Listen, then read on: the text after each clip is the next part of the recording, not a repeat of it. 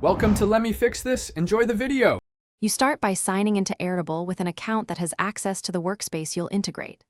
Once signed in, make sure you can open Account Settings. This is where keys and developer controls live.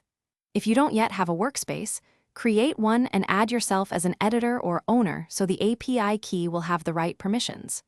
Also decide which base you'll query.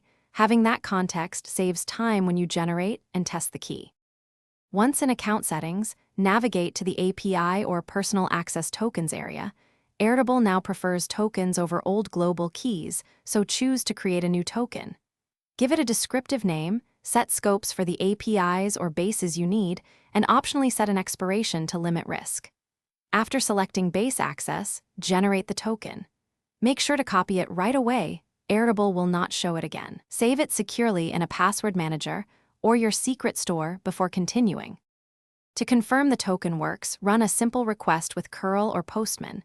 Include authorization, bearer followed by your token, and call the base ID and table name. If you receive a 401 or 403, check that the token scopes include the base and actions you need. Adjust and reissue if necessary. If fields are missing, verify API field names and permissions.